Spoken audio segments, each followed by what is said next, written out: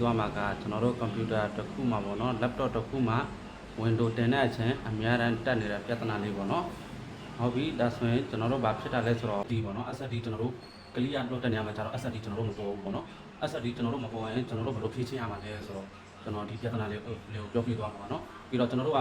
တချို့ဆိုရင် Windows တင်တဲ့ဒါပေမဲ့ Windows တင်တဲ့နေရာမှာအဲ့ဒီနေရာမှာအဲ့လိုပြဿနာတွေဖြစ်လာလို့ဟိုမှာတက်လို့သူကဘယ်လိုပြောမှာလဲမေးတာလည်းရှိတာပေါ့နော်ပြီးတော့မတက်တာလည်းရှိတယ်မတက်တာလည်းရှိလို့ဆိုမှသူတို့ sign percent သွားတာပေါ့နော် sign ကိုသွားပြီးတော့ကျွန်တော်တို့အဲ့ဒါတွေလွန်ရင်လည်းပတ်စံလည်းအများပြပေါ့ပုံနာလည်းရှိပါတယ်နော်ဟုတ်ပြီဒါဆိုရင်ကျွန်တော် sign မှာသွားပါနဲ့ကျွန်တော်တို့ကိုယ်ကိုယ်တိုင်လုပ်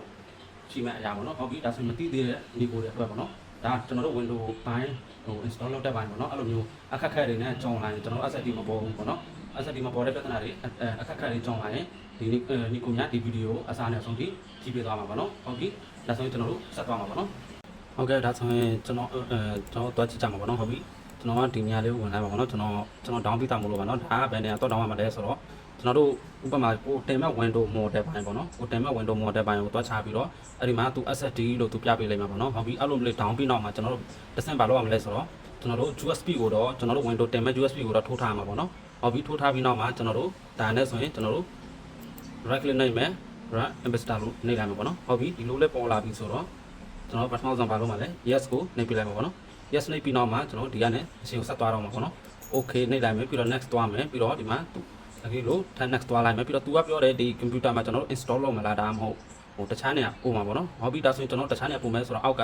extract လို့နှိပ်ပြလိုက်မှာပေါ့နော်ဟုတ်ပြီနှိပ်ပြီးနောက်မှာကျွန်တော်တို့ next တစ်ဆင့်ထပ်သွားလိုက်မှာပေါ့နော်ပြီးတော့နောက်တစ်ဆင့် next သွားမယ်ပြီးတော့ ဒီနေရာလေးအဓိကကျွန်တော်တို့အရေးကြီးတဲ့နေရာပေါ့နော်ဒီနေရာကကျတော့ကျွန်တော်ဘာကိုကျွေးချရမှာလဲဆိုတော့ကျွန်တော် browse ကိုကျွေးချရမယ်ကိုထပ်ထားတဲ့ USB ကကျတော့ဘယ်မှာရှိတာပေါ့နော်ကျွန်တော်ထုတ်ထားတဲ့ USB ကကျတော့ကျွန်တော် Windows USB ကကျတော့ drive H ပေါ့နော်ဟုတ်ပြီဒါဆိုရင်ကျွန်တော် drive H ကိုတစ်ဆင့်သွားမှာပေါ့နော် drive H သွားပြီးနောက်မှာကျွန်တော်တို့ဘယ်နေရာကိုတွက်သိမ်းပါလဲဆိုတော့ကျွန်တော်တို့ဒီနေရာလေးကိုပေါ့နော်ဒီနေရာလေးမှာကျွန်တော်တို့တခုခုကျွေးလိုက်ပါဗျာကျွန်တော်ရေးထားတာကြတော့ဒီမှာကြော်လို့ပဲထပ်ပေးထားတာပေါ့နော်ကျွန်တော်နာမည်နဲ့ကျွန်တော်ထပ်မှာမဟုတ်ဘူးကျွန်တော်ဒီနေရာကိုအဓိကမှတ်ထားမှာကိုတင်ထားတဲ့နေရာကိုမှတ်မိအောင်ပေါ့နော်ကိုအဓိကမှတ်မိရမယ်ကိုဘယ်နေရာတင်ထားတာလဲဆိုတော့ဘာလို့ဆိုတော့ Windows တင်တဲ့နေရာမှာကိုကခြားတာရန်ခတ်မှာမဟုတ်ဘူးပေါ့နော်ဒီလိုလေးတင်ပေးထားရင်နော်ဒီမှာကျွန်တော်နာမည်နဲ့ဆိုရင်ကြော်နဲ့ကျွန်တော်ဒီမှာတင်ပေးထားတာပေါ့နော်ဟုတ်ပြီဒါဆိုရင်ကျွန်တော်ဘာလို့မှလဲအဲ့ဒါလေးပြီးသွားပြီဆိုတော့ကျွန်တော်တို့လိုက်မှာပေါ့နော် okay ဆက်သွားပြီးတော့ကျွန်တော်တို့ next တစ်ဆင့်သွားလိုက်ပါပေါ့နော် install တစ်ဆင့်လုပ်လိုက်မယ်ဟုတ်ပြီဒါဆိုရင်ကျွန်တော်တို့ပြီးသွားပြီပေါ့နော်ပြီးသွားပြီဆိုတော့ကျွန်တော်တို့တင်မဲ့ Windows ကျွန်တော်တို့တင်မဲ့ laptop ကိုပေါ့နော်ကျွန်တော်တင်မဲ့ laptop ကိုတစ်ဆင့်ကျွန်တော် USB ကိုထုတ်ပြီးတော့ထိုးမှာပေါ့နော် F2 ကိုကျွန်တော်တို့ boot key နဲ့ကျွန်တော်တို့ Windows ဟုတ်ပြီကျွန်တော်ဆက်က ASUS မလို့ကျွန်တော်က F key နဲ့ boot ခေါ်ပါတော့နော် F8 လည်းရတယ်ပြီးတော့ F2 လည်းရတာပေါ့နော်ကိုကြိုက်တဲ့ဟာကိုနှိပ်ပြီးတော့ကိုအဆင်ပြေတဲ့ဟာနဲ့ကိုနှိပ်ပြီးတော့ကိုရွေးချက်လို့ရတာပေါ့နော်ဟုတ်ပြီဒါဆိုရင်ကျွန်တော်ထိုးထား USB ကဒီမှာ partition 1နဲ့ partition 2ရောက်လာပြီပေါ့နော်ဟုတ်ပြီဒါဆိုရင်ကျွန်တော်တို့ဆက်သွားမယ်ဆိုတော့ကျွန်တော်တို့partition 2ကိုကျွန်တော် click လိုက်မှာပေါ့နော်ကျွန်တော် partition 2ကို click ပြီးတော့ကျွန်တော်တို့ဘယ်ကိုသွားမှာလဲဆိုတော့ကျွန်တော်တို့ဒီအောက်မှာသူပြထားတာပေါ့နော်အောက်မှာသူပြထားတဲ့ boot manager ကိုသွားဖို့အတွက်ကျွန်တော်တို့ FH ကိုနှိပ်ရမှာပေါ့နော်ဒီ FH ကိုနှိပ်မယ်ဆိုတော့ကျွန်တော် FH ကိုတစ်ဆင့်နှိပ်လိုက်မယ်ပြီးတော့သူဒီမှာပြလာပြီပေါ့နော်သူကိုက bootable 1လား2လားဆိုတော့ကျွန်တော်တို့2ကိုပဲ select လုပ်လိုက်မယ်ဟုတ်ပြီဒီလိုလေးပေါ်လာပြီဆိုတော့ under နှစ်ချက်သုံးချက်လေးခောက်ပေးလိုက်ပါနော်ခောက်ပြီးတော့ခဏဆောင်းပေးလိုက်မှာပေါ့နော်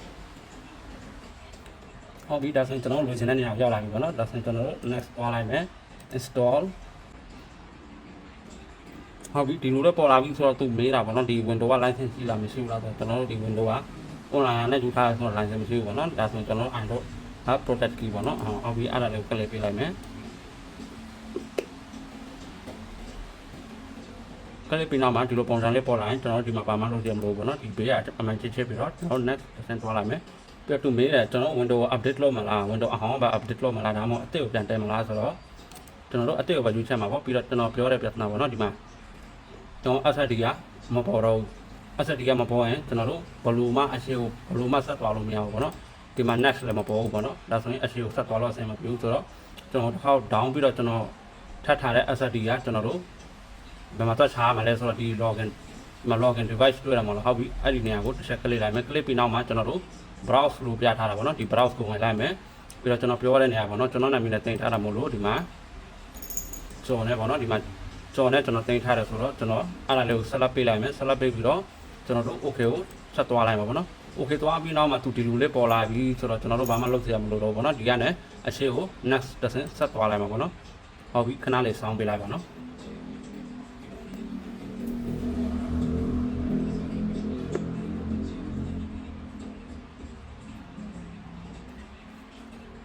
ဟုတ်ပြီမရှိလို့ဒီမှာမြင်ပြီးမှလားဒီမှာ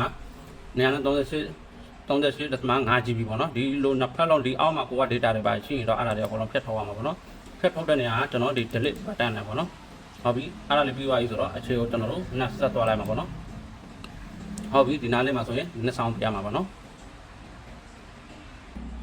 ဟုတ်ပြီဒီလိုလေးပေါ်လာပြီဆိုတော့ကျွန်တော်တို့အခြေကိုဆက်သွားလို့ရပြီပေါ့နော်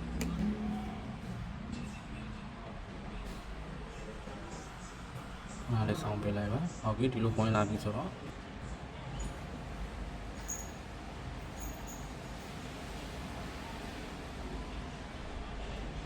ဟုတ်ပြီဒါဆိုရင်ကျွန်တော်တို့ window 10တာအောင်မြင်သွားပြီเนาะဟုတ်ပြီဒါဆိုရင်ဒီကနေကျွန်တော်ဘာလုပ်မလဲဘာမှနှိပ်စေရမလို့ yes ဆိုတော့အခြေကိုဆက်နှိပ်သွားလိုက်မှာပေါ့နော်ဟုတ်ပြီကျွန်တော်တို့ window 10တာပြီးဆုံးသွားပါပြီเนาะဟုတ်ပြီအားလုံးကိုလည်းအထူးကျေးဇူးတင်ပါတယ်เนาะ